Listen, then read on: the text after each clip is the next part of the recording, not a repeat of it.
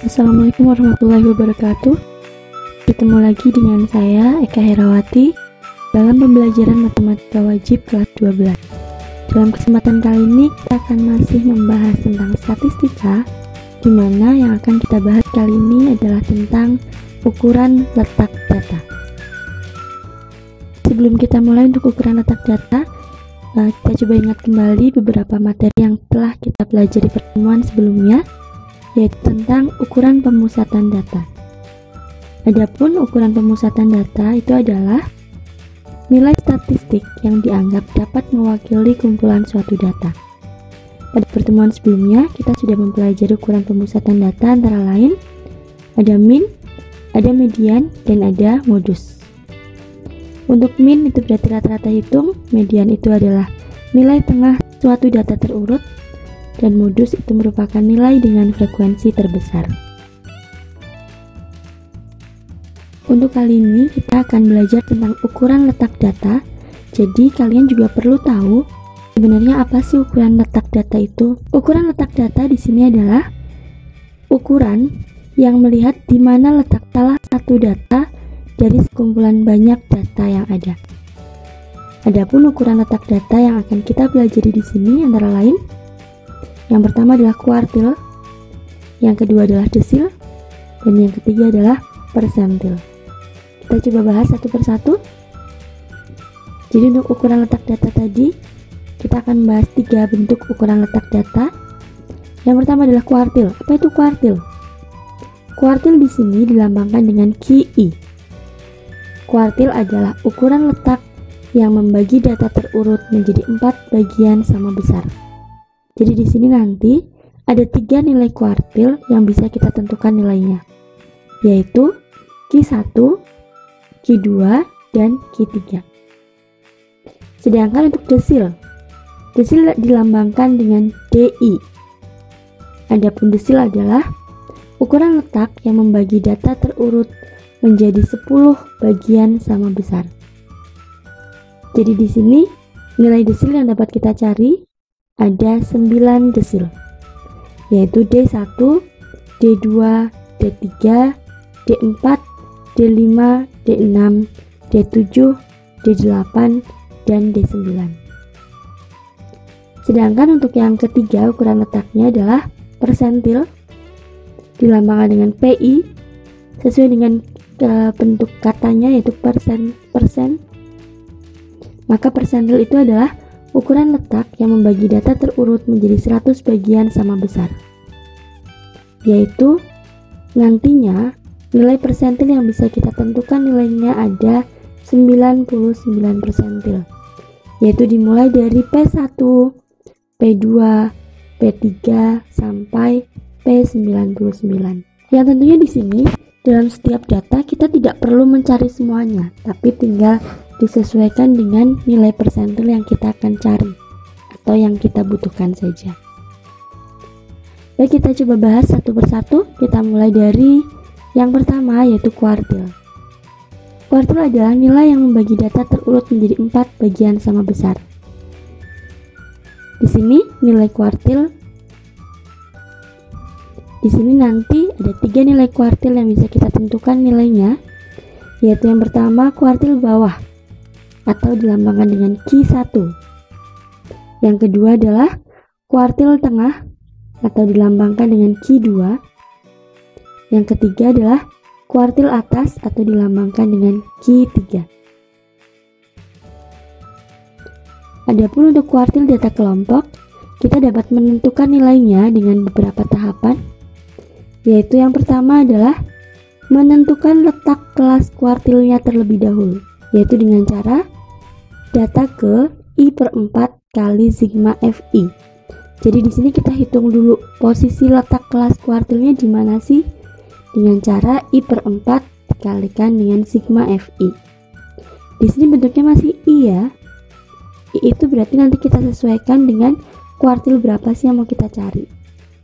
Misalkan kita mau mencari Q1, berarti I di sini kita ganti dengan 1. Kalau kita mau mencari Q2, berarti di sini kita ganti dengan 2, dan seterusnya.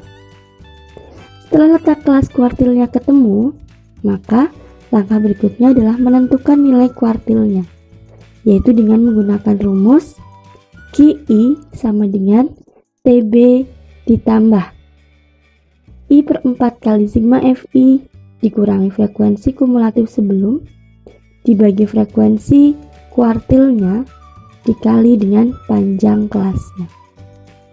Adapun beberapa keterangan yang harus kamu pahami adalah TB itu adalah tepi bawah kelas kuartil. FKS itu adalah frekuensi kumulatif sebelum kelas kuartilnya. Yang berikutnya FKI itu berarti frekuensi kelas kuartil. Dan yang terakhir adalah P itu adalah panjang kelasnya. Nah, jadi ini untuk rumus kuartil secara umum ya, bisa dituliskan seperti ini.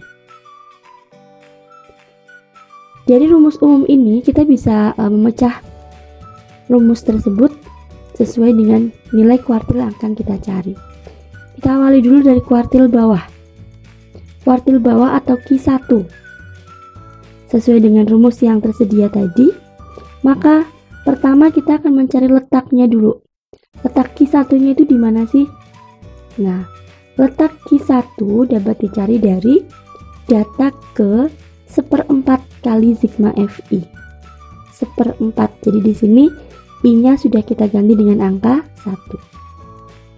Setelah ketemu letaknya, kemudian kita bisa menentukan nilai kuartilnya, yaitu dengan rumus Q1 sama dengan TB ditambah 1/4 kali sigma FI dikurangi FKS dibagi dengan FQ1 dikalikan panjang kelas. Baik, yang berikutnya kuartil tengah atau Q2. Kuartil tengah ini yang biasanya kita sebut juga dengan median. Jadi ketika kemarin pada saat belajar ukuran pemusatan data, kita sudah belajar median ya. Maka itu sebenarnya kita sudah belajar tentang kuartil tengah atau Q2. Baik, kita tuliskan rumusnya. Pertama kita cari dulu letak kelas Q2-nya, yaitu data ke 2/4 kali sigma FI. Dan Q2-nya untuk menentukan nilai Q2 dapat dicari dari tepi bawah ditambah 2/4 kali sigma FI min FKS per FQ2 kalikan dengan panjang kelas. Nah, di sini perhatikan ada 2/4 ya. Kalau kita sederhanakan kan jadinya setengah. Nah, itu sama dengan rumus median yang kita bahas sebelumnya. Berikut kuartil atas atau Q3. Yang pertama kita tentukan letak kelasnya dulu. Letak kelas Q3 adalah data ke 3/4 kali sigma FI. Adapun untuk menentukan Q3-nya dapat kita tuliskan rumusnya adalah TB ditambah 3/4 kali sigma FI dikurangi FKS per FQ3 kali panjang kelas. Itu kurang lebih untuk rumus kuartil yang bisa kita tuliskan.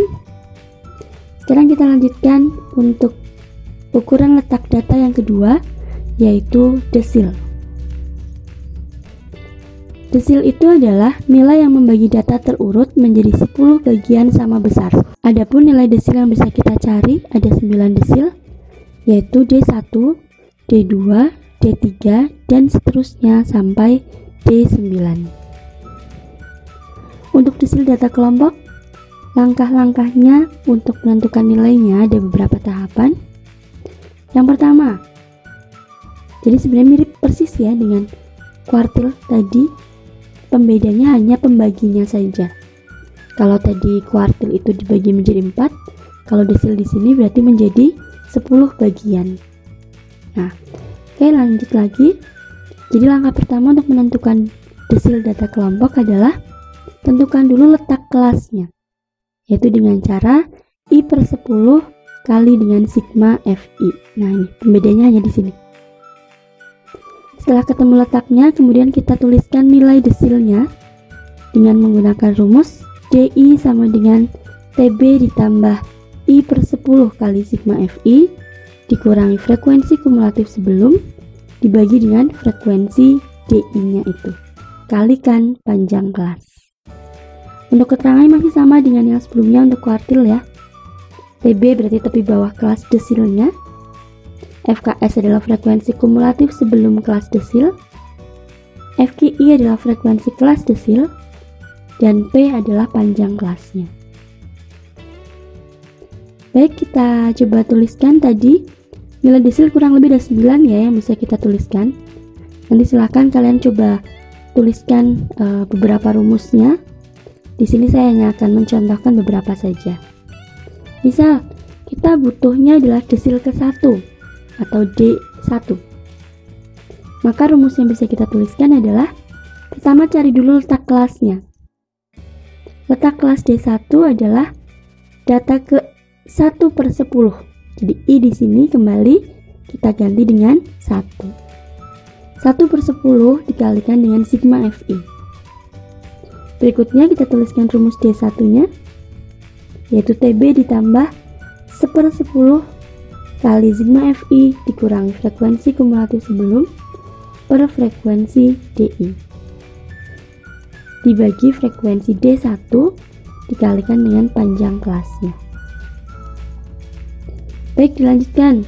Setelah desil ke-1 kan bisa juga mencari desil kedua ya. Nanti silahkan untuk desil kedua, ketiga, keempat, kelima, keenam kalian bisa coba sendiri. Di sini yang akan saya contohkan adalah desil ke-7 atau D7. Yang pertama dicari adalah letak kelas D7-nya, yaitu data ke-7/10 dikali dengan sigma Fi. Kemudian kita tentukan nilai D7-nya dengan cara TB ditambah 7/10 kali sigma Fi dikurangi frekuensi kumulatif sebelum dibagi dengan frekuensi dari D7-nya tadi dikali dengan panjang kelasnya. Ya, mudah ya. Jadi kalau kita sudah paham satu saja di awal, maka sampai desil pun ini saya yakin kalian semua pasti bisa. Kita coba lanjutkan. Kalau desil ke-8 berarti bagaimana? Ya, sama juga ya. Letak kelas D8 berarti I di sini tinggal kita ganti aja dengan 8. Maka letak kelas D8 adalah data ke-8/10 kali sigma Fi. Adapun rumus desil ke-8-nya adalah tepi bawah ditambah 8/10 kali sigma Fi dikurangi frekuensi kumulatif sebelum dibagi dengan frekuensi desil ke-8 kalikan dengan panjang kelasnya. Oke, itu untuk rumus desil. Silahkan nanti dilengkapi untuk rumus-rumus desil yang lainnya. Sekali lagi, 9 desil itu tidak harus kita cari nilainya semua, tapi kita sesuaikan dengan kebutuhannya saja. Baik, kita lanjutkan untuk persentil. Persentil adalah nilai yang membagi data terurut menjadi 100 bagian sama besar. Adapun nilai persentil yang bisa kita cari ada 99 persentil, yaitu P1, P2, dan seterusnya sampai P99.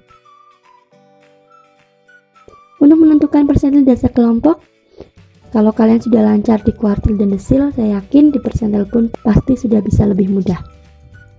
Yang pertama, tentukan dulu letaknya. Letak kelas persentil berarti di sini I/100 kali sigma Fi.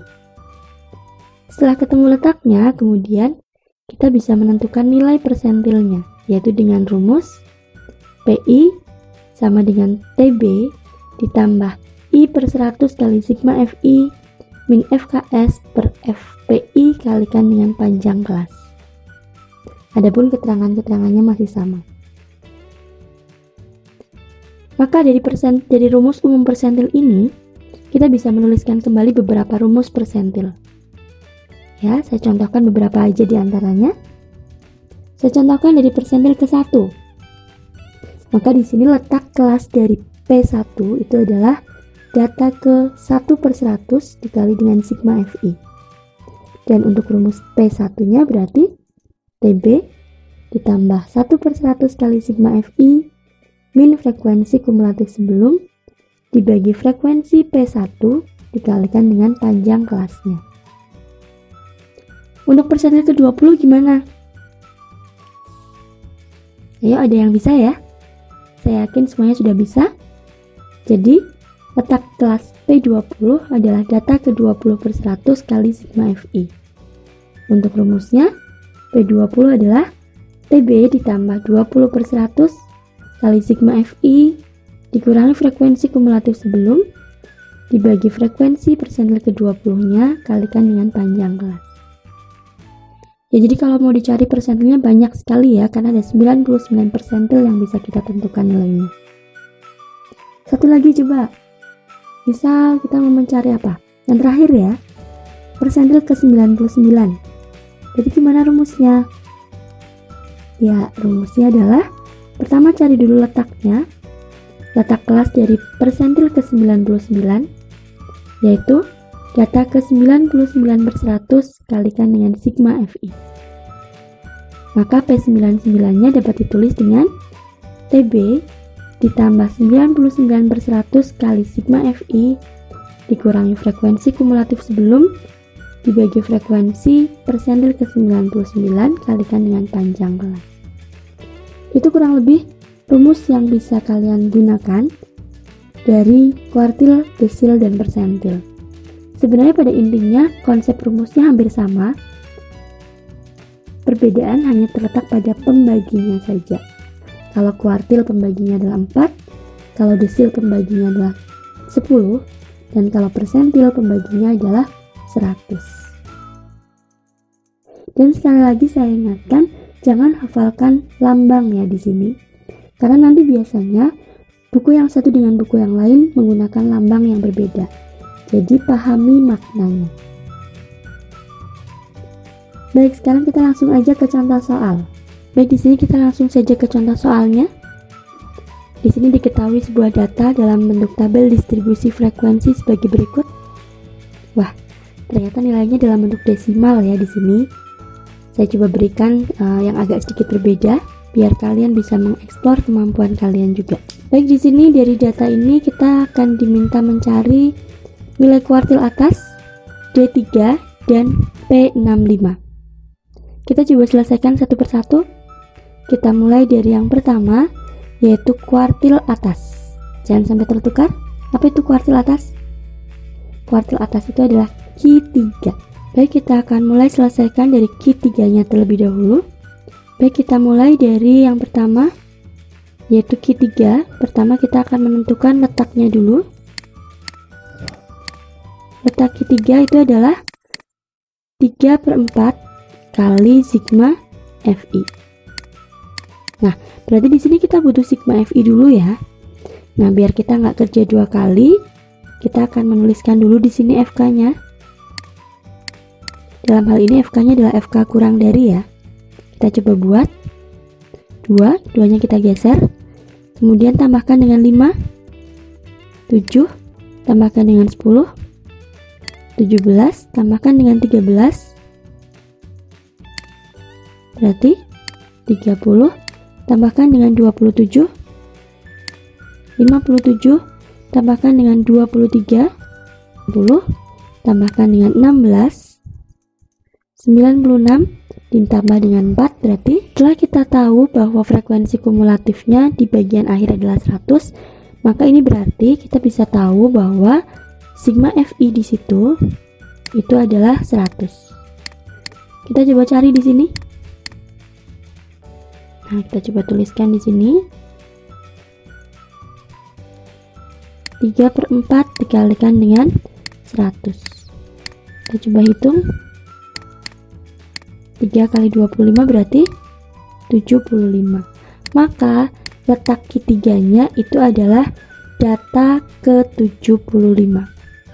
Jadi kita cari data ke-75-nya ini sebenarnya terletak di kelas berapa sih? Kita lihat FK-nya.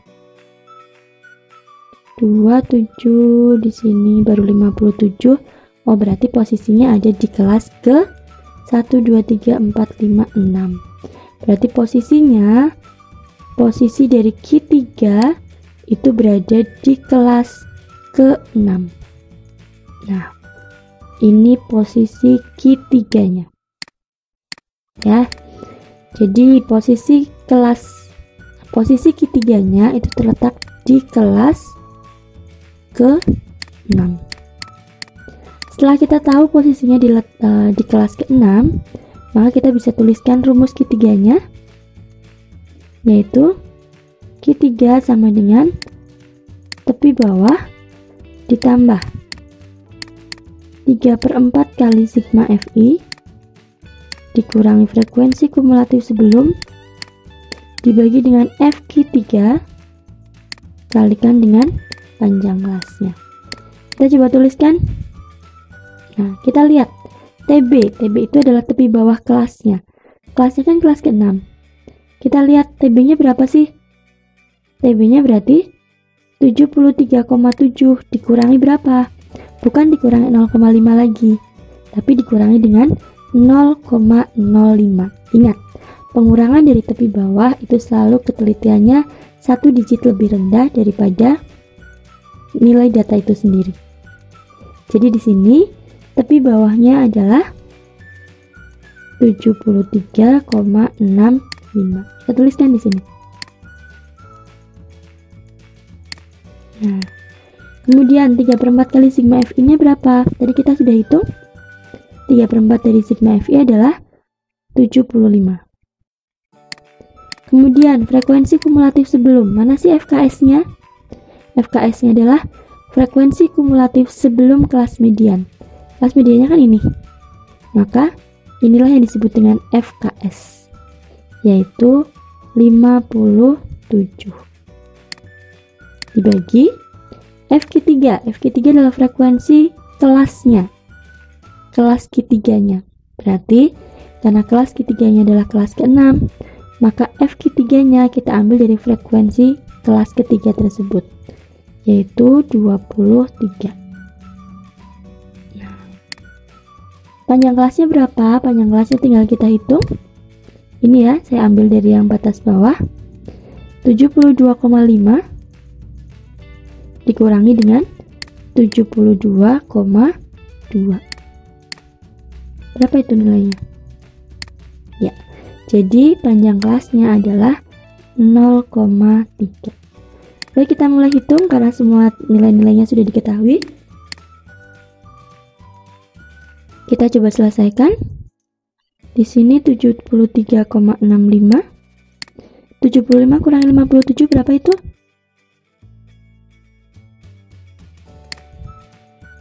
Ya, 18 ya. Dibagi dengan 23 dikalikan dengan 0,3. Kita hitung seperti biasa. Ini dikalikan dulu boleh ya. Berarti 18 dikali 0,3 dulu. Ini ya. Nah, seperti ini. Di belakang komanya satu angka. Berarti 5,4. Maka di sini bisa kita tuliskan lagi 73,65 ditambah di sini tadi 5,4 dibagi 23. Ini kita hitung 5,4-nya. 5,4 dibagi 23. 5,4 bagi 23 kan nggak bisa ya. Kita tuliskan 0, 54 bagi 23 berarti 2 ya. 2 kali 23 berarti 2 kali 23 berarti 6. Nah, seperti ini. Kemudian ini kita hitung 8 pinjam 0 lagi, kita bagi lagi 23 nya berarti berapa? 3 ya. 3 kali 23 berarti berapa itu? 69. Ini sisa 110 ya. Kita bagi lagi dengan 23 berarti kurang lebih, kalau 5 terlalu banyak berarti 4. Nah, 4 kali 23 berarti 92. Dan masih bisa dilanjutkan lagi. Sehingga di sini saya ambilnya, di sini kan nilainya 0,234. Maka akan saya tuliskan 73,65 ditambah dengan ini. Saya ambil pembulatan 2 angka di belakang koma. Jadi 0,234 23 juga.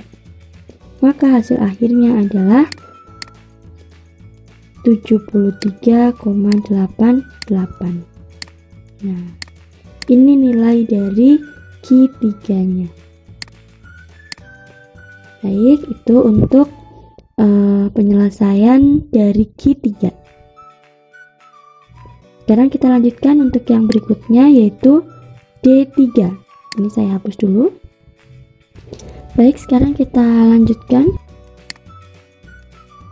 untuk mencari D3-nya. Pertama kita akan mencari letaknya dulu ya. Letak dari D3. Berarti 3/10 dikalikan dengan sigma Fi. Sigma Fi-nya berapa? Sigma Fi-nya adalah 100. Kita coba hitung. Nah, berarti di sini letak D3-nya terletak pada data ke 30. Kita lihat di sini. Data ke 30 berada pada kelas ke berapa? Kita lihat FK. Oh, berarti di sini data ke 30-nya. Yaitu ada di kelas ke 4. Kita coba lingkari. Nah, di sini ini adalah posisi dari D3. Jadi ada di posisi di kelas keempat. Sekarang kita tentukan nilai D3-nya. D3-nya berarti tepi bawah ditambah 3/10 kali sigma Fi dikurangi frekuensi kumulatif sebelum dibagi dengan FD3 kalikan dengan panjang kelasnya. Kita lihat tepi bawahnya berapa. Fokus ke kelas keempat ya. Tepi bawahnya berarti 73,05.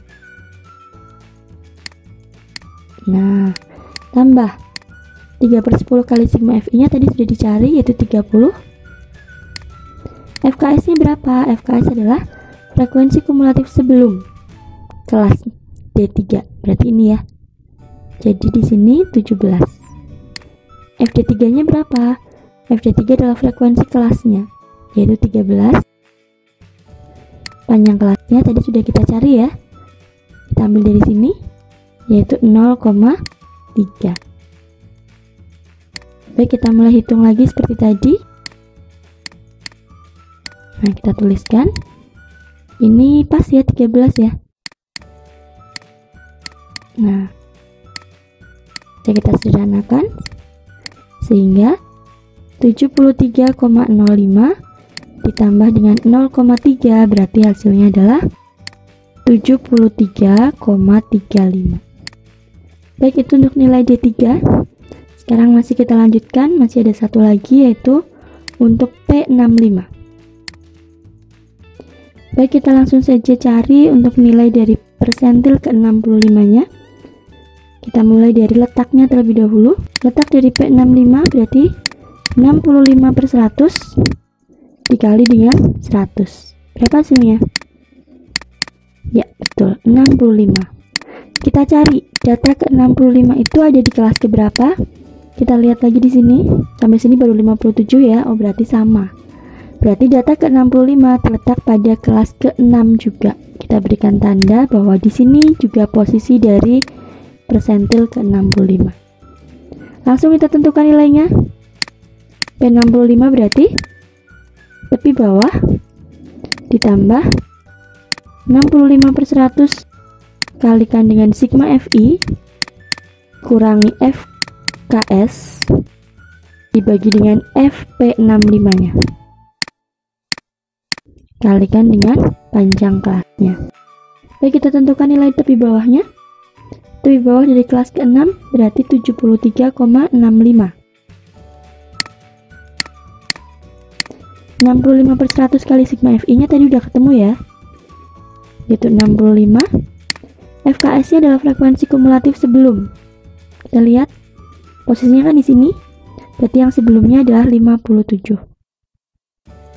Nah, kita bagi dengan frekuensi persentil ke-65 nya, yaitu 23 kalikan dengan panjang kelasnya, yaitu 0,3.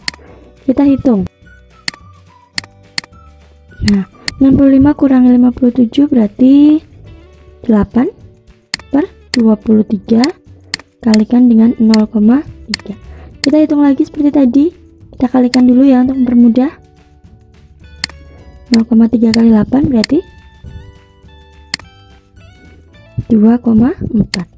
2,4 ini kita bagi dengan 23.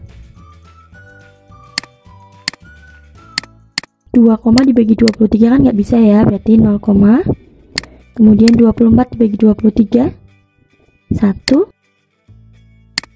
10 bagi 23 bisa nggak? Nggak bisa, berarti kita tulis 0. Kita pinjam lagi 100 bagi 23 berarti 4 ya. 4 kali 23 adalah 96, 40 dan seterusnya, masih bisa berlanjut. Di sini saya ambil 2 angka di belakang koma, sehingga bisa kita tuliskan 73,65 ditambah 0,10 ya, karena 4-nya kan hilang. Jadi di sini hasil akhirnya adalah 73,75.